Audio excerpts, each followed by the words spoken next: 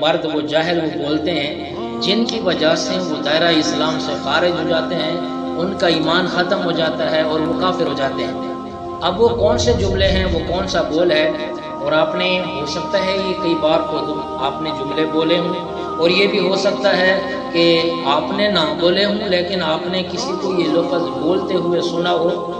اس لیے مثلا اب بات چل رہی ہے کسی مسئلے کی، آپ کی معلمہ کہتی ہیں، آپ کا استاد کہتا ہے کہ جی یہ شریعت کا مسئلہ ہے، اور آگے سے آپ کہتی ہیں کہ شریعت نے پیچھے رکھو۔ بس یہ آپ کا یہ بولنا آپ کو ایمان سے محروم کر دے گا، آپ دائرہ اسلام سے خارج ہو جائیں گی اور آپ سے ایمان چلا جائے گا، آپ کی کفر والی حالت ہو جائے گی، اور اگر آپ شادی شدہ ہیں تو آپ کا نکاح ٹوٹ جائے گا، صرف اتنا جملہ بولنے سے کہ شریعت کو پیچھے رکھے۔ اب شریعت میں کیا چیز ہے؟ اللہ تعالیٰ کے احکامات ہیں، قرآن پاک اور نبی کریم صلی اللہ علیہ وآلہ وسلم کے فرامین ہیں، آپ کی حدیث مبارک ہے، آپ کی سنتیں ہیں، ٹھیک ہے نا، اور اجماع ہے اور قیاس ہے، یہ ایک شریعت کا ایک حصہ ہے۔ اب جس نے ان کو ٹھکرایا گویا کہ اس نے قرآن و سنت کو کیا ہے وہ ٹھکرا دیا ہے۔ نتیجہ یہ نکلا کہ وہ دائرہ اسلام سے مرد ہے یا عورت ہے وہ خارج ہو جائیں گے اور ان کا نکاح ٹوٹ جائے گا۔ اسی طرح کبھی آپ کسی سے پوچھتے ہیں یا آپ سے کوئی پوچھتا ہے کہ آپ کہاں رہتے ہیں، تو آگے سے وہ کہتے ہیں بس اسی خدا دے پچھاڑے رہتے ہیں، خدا کے پچھاڑ میں وہاں رہتے ہیں۔ تو یہ لفظ بولنے سے بھی مرد بولے یا عورت بولے دائرہ اسلام سے وہ خارج ہو جائیں گے، اور ان کا ایمان کیا ہے وہ چلا جائے گا، اور وہ ایمان سے محروم ہو جائیں گے اور کفر کی حالت میں وہ چلے جائیں گے۔ اس حالت میں اگر ان کے اوپر موت آ گئی تو ہمیشہ ہمیشہ کے لیے وہ جہنم کا ایندھن بن جائیں گے۔ اسی طرح بعض دفعہ ایک عورت ہے یا ایک مرد ہے، بہت زیادہ ان کی عمر ہو گئی، جس طرح ہمارے اس دور کے حساب سے 110 سال کسی کی عمر ہو گئی، 120 سال عمر ہو گئی، 100 سال اس کی عمر ہو گئی۔ اب کوئی عورت کہتی ہے کسی کے متعلق یا کوئی مرد کہتا ہے کہ اللہ تعالیٰ تو اس کو بھول ہی کیا ہے، یعنی یہ مرتے ہی نہیں ہیں، موت نہیں آ رہی ان کے اوپر۔ دیکھیں میں نے آپ کے سامنے قرآن پاک کا یہ چھوٹا سا حصہ پڑھا، وَمَا كَانَ رَبُّكَ نَسِيًّا، اس کا معنی کیا ہے کہ تیرا رب وہ نہیں ہے جو بھولنے والا ہو، اللہ تعالیٰ بھول سے پاک ہے۔ لیکن آپ میں سے جس نے یہ جملہ بولا کہ اللہ تعالیٰ تو اس کو بھول ہی گیا ہے، یہ لفظ بولنے والا مرد ہو یا عورت ہو دائرہ اسلام سے خارج ہو جائیں گے، ان کا ایمان چلا جائے گا۔ اگر وہ شادی شدہ ہیں تو ان کا نکاح بھی کیا ہے وہ ٹوٹ جائے گا۔ اور کبھی کبھی ایسا ہوتا ہے کسی کے ہاں بچی پیدا ہوئی، اب اس بچی کو دیکھ کر اس کی شکل و صورت کو دیکھ کر کیا کہتے ہیں کہ یہ اللہ بھول گیا ہے، یعنی تھا بیٹا ہے لیکن بیٹی اللہ نے ٹھیک ہے نا بیٹی بن گئی، اللہ تعالیٰ یعنی اس کو بنا رہا تھا بیٹا لیکن بھول کر اس نے کیا ہے وہ بیٹی بنا دی ہے اس کو۔ یہ ایسے وہ جملے ہیں، ایسے وہ بول ہیں جس کی وجہ سے انسان کیا ہے وہ دائرہ اسلام سے خارج ہو جاتا ہے۔ اور اسی طرح رمضان کا مہینہ ہو اور آپ کسی سے سوال کریں کہ جی آپ نے روزہ رکھا ہے، آگے سے وہ طنزیہ انداز میں یہ جملہ بولے اور وہ کہے کہ جی روزہ تاں وہ رکھے جی جنہاں دے دانے کوئی، ہمارے تو گندم ہے، ہمارے دانے ہیں جی، ہم گندم ہے ہمارے پاس، اور روزہ تو وہ رکھے نا۔ اب یہ دیکھو یہ جملہ ہے اور اس جملہ بولنے سے وہ کافر ہو جائیں گے، دائرہ اسلام سے خارج ہو جائیں گے۔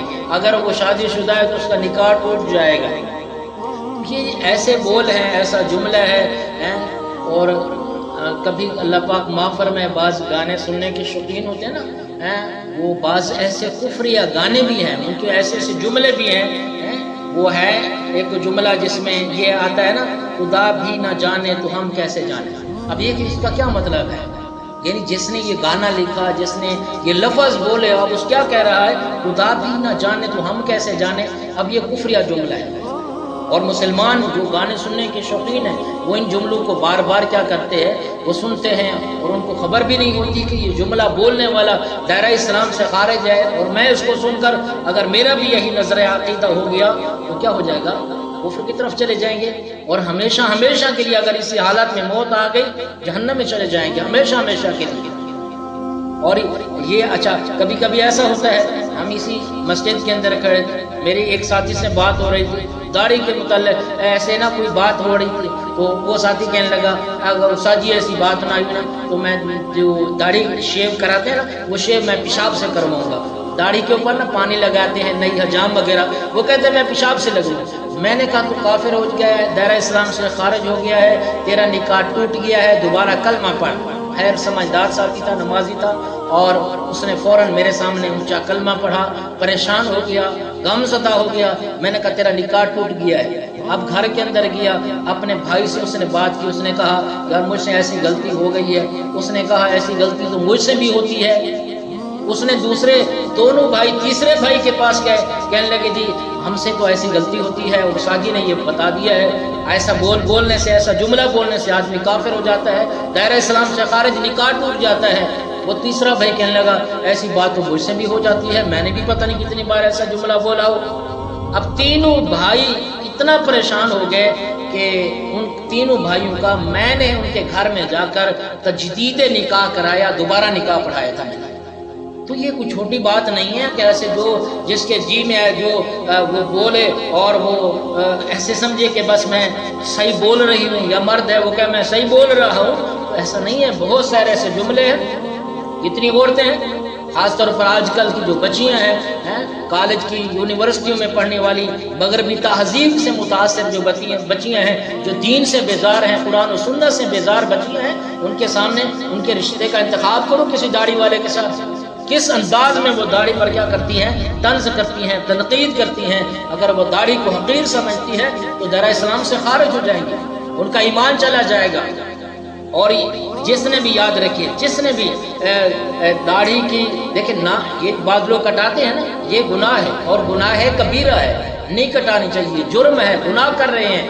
لیکن اگر اس کی تحقیر کرتے ہیں, اس کی طنز کرتے ہیں, اور اس کو حقارت سے دیکھتے ہیں, حقارت سے اس کو جو ہے نا تشبیہ دیتے ہیں, کسی غلط چیز کے ساتھ تشبیہ دیتے ہیں, دائرہ اسلام سے کیا ہے وہ خارج جائیں گے, اور ان کا ایمان کیا ہے وہ چلا جائے گا.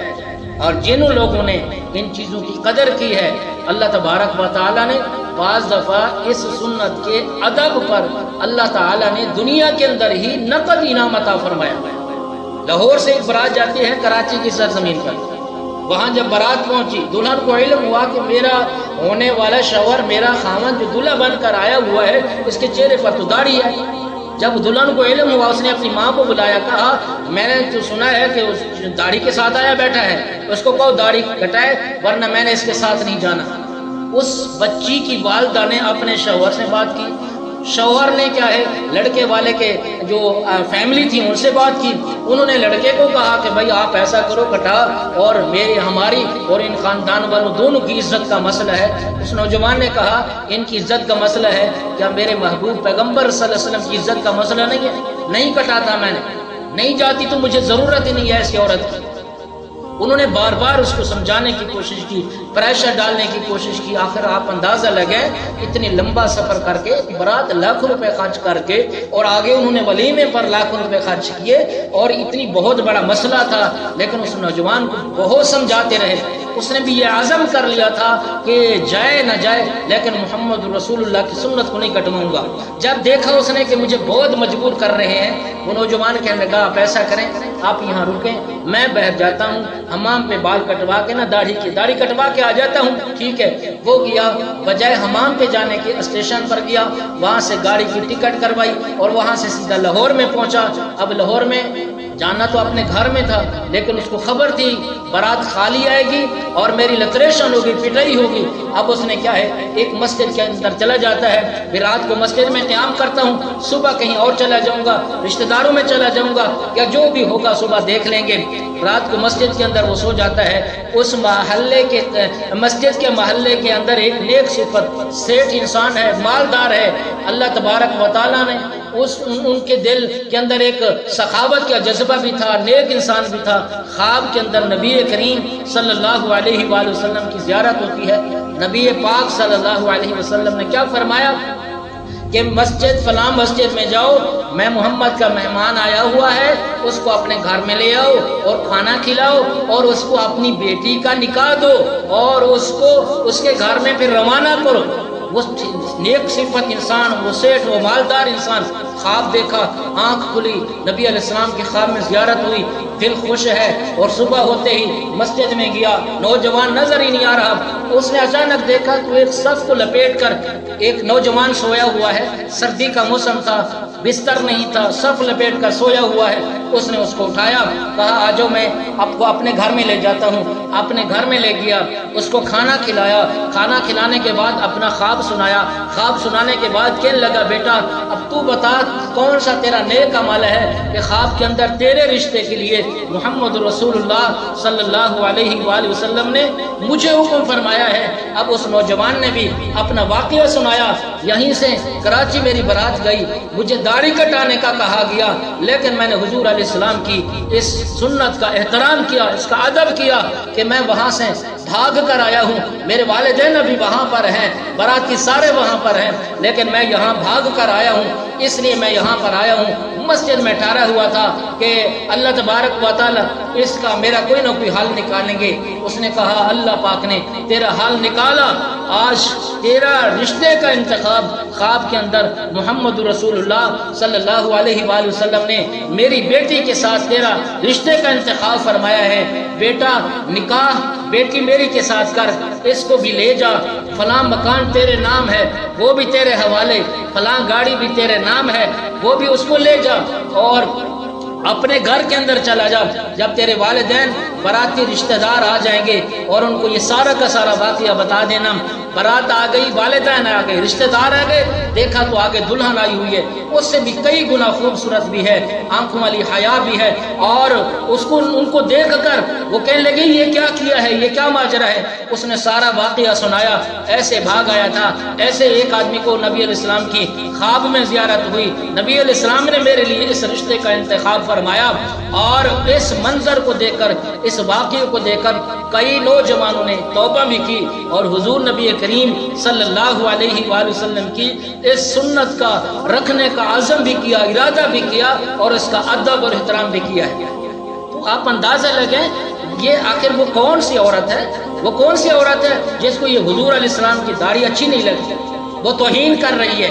تو ایسے جملے بولنے سے، ایسی توہین کرنے سے بعض دفعہ دائرہ اسلام سے خارج ہو جاتے ہیں، اور جس نے اس کا ادب اور احترام نہیں کیا، ایسے واقعات بھی آئے ہیں۔ اسی طرح بارات ہے، بارات کے اندر مطالبہ کیا گیا نوجوان سے، غلطی کر بیٹھا، سست ہو گیا، غافل ہو گیا، وہ اس کو دین کی اہمیت کا اتنا شاید کہ علم نہ ہو، یا نبی علیہ السلام کی سنت کی اتنا اہمیت کا پتہ نہ ہو، غلطی کر بیٹھا، داڑھی کٹوا بیٹھا، بارات آ رہی ہے، واپس آ رہے ہیں، راستے میں ایکسیڈنٹ ہوتا ہے، نوجوان انتقال کر جاتا ہے حادثے کے اندر۔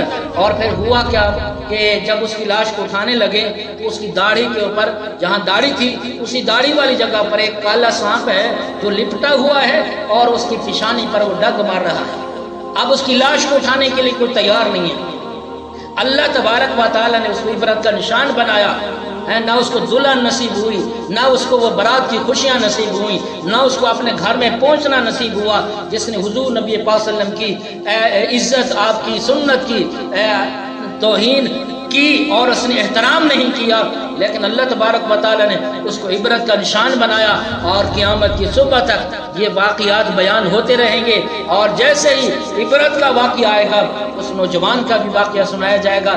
اور یہ ایسے بول ہیں بعض کہ انسان بولتا ہے اور اس کے بعد اس کے منہ سے نکلنے والے الفاظ ایسے ہوتے ہیں کہ وہ دائرہ اسلام سے کیا ہے وہ خارج ہو جاتے ہیں۔ ایسے اب کسی کے کسی کا نوجوان بھائی انتقال کر جاتا ہے، یا اکیلا ہی بیٹا تھا وہ فوت ہو جاتا ہے، اب اللہ پاک معاف فرمائے بعض جاہل ہوتے ہیں یہ جملہ بھی بولتی ہیں کہ اللہ کی اپنی اولاد ہوتی تو اس کو پتہ چلتا کہ اولاد کا دکھ کتنا ہوتا ہے۔ یہ دیکھیں یہ جملہ ایسا ہے کہ انسان بولے کافر ہو جاتا ہے۔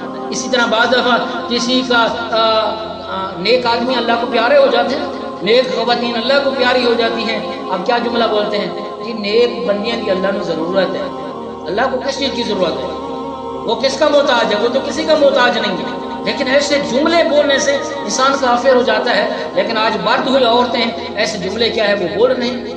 ایسے جملے روز بول رہے ہیں، گھروں کے اندر بولے جا رہے ہیں، بازاروں میں بولے جا رہے ہیں، تو اس لیے ایسا بولنا، ایسا جملہ بولنا انسان دائرہ اسلام سے خارج ہو جاتا ہے۔ اچھا بعض دفعہ یہ اللہ تعالیٰ بہت بڑا ظلم کر رہا ہے، یہ یاد رکھیں اللہ ظالم نہیں ہے۔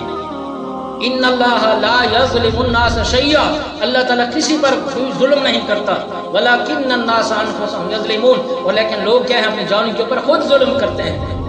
وما اصابکم من مصیبت فبما کسبت ایدیکم، کیا ہے یہاں پر کہ جو بھی تمہیں مصیبت پہنچتی ہے تمہارے اپنے اعمال ہیں، تمہارے اپنے ہاتھوں کی کمائی ہے جس کی وجہ سے تمہیں مصیبت پہنچتی ہے۔ لیکن جب انسان کو یہ کہے گا کہ اللہ تعالیٰ ہی ظلم کر رہا ہے، اللہ تعالیٰ ہی کی طرف کیا کرتا ہے وہ منسوب کرے گا، ایسے جملے بولنے سے انسان دائرہ اسلام سے خارج ہو جائے گا۔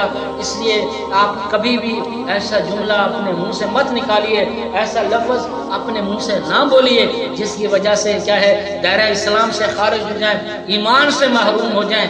اور اگر کوئی ایمان سے محروم ہو جائے، دائرہ اسلام سے خارج ہو جائے اور اسی حالت کے اندر اس کو موت آ جائے تو ہمیشہ ہمیشہ کے لیے اس کو جہنم میں جلنا ہوگا، جہنم میں اس کو سڑنا ہوگا، اور ہمیشہ ہمیشہ اس نے جہنم کے اندر رہنا ہے، کبھی بھی اس کو جنت نصیب نہیں ہوگی۔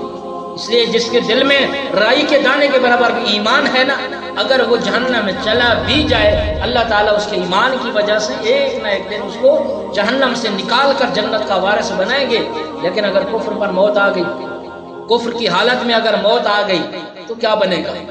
اس لیے کبھی ایسا کوئی اچھا بعض دفعہ پتہ ہے کہ ایسا میں ایک مسئلہ بیان کر رہا ہوں، قرآن سے بیان کر رہا ہوں، میں ایک مسئلہ بیان کر رہا ہوں، حدیث سے بیان کر رہا ہوں، حضور کی سنت سے بیان کر رہا ہوں، آگے سے آپ جیسے کوئی کہتی ہے اے مولوی آپ اپنی طرف ڈھکوسلے مارے ہیں۔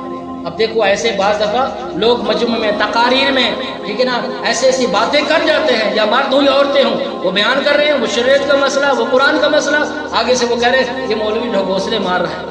قرآن کو ڈھکوسلے کہا، نبی پاک کی حدیث مبارکہ کو ڈھکوسلے کہا، شریعت کے مسئلے کو ڈھکوسلے کہا۔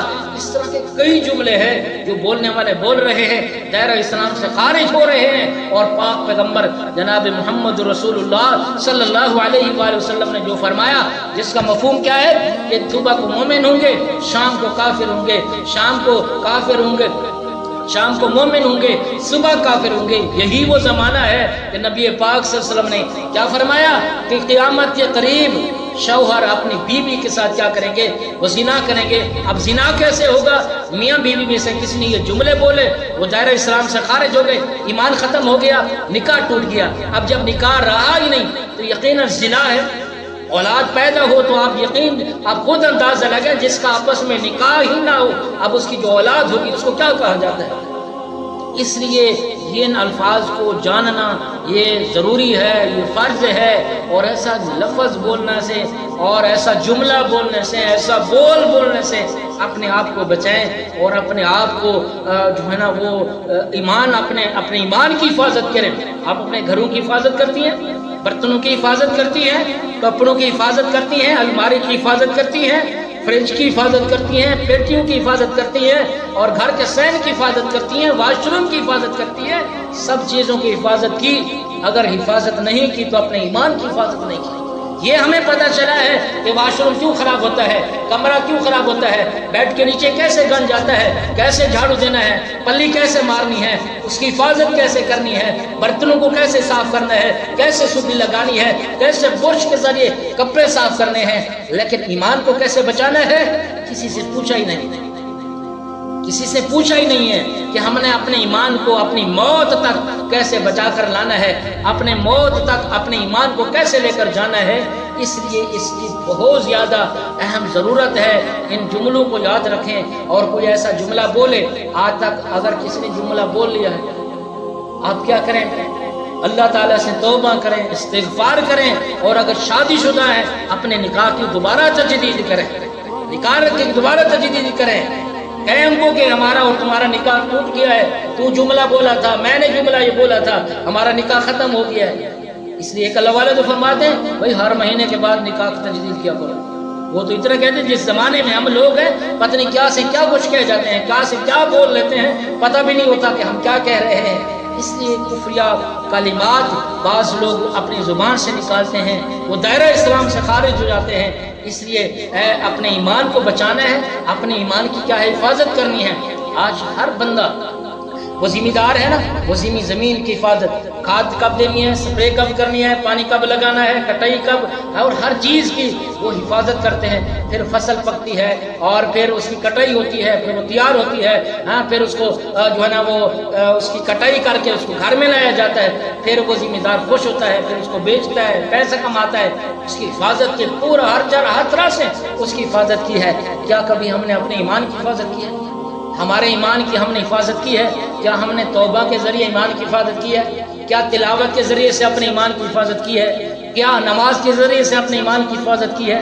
کیا صدقہ خیرات کے ذریعے سے اپنے ایمان کی حفاظت کی ہے؟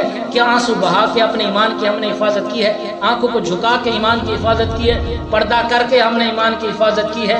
اور غیبت چھوڑ کر اپنے ایمان کی حفاظت کی ہے؟ حسد، کینہ، بغض دل سے نکال کر ہم نے اپنے ایمان کی حفاظت کی ہے؟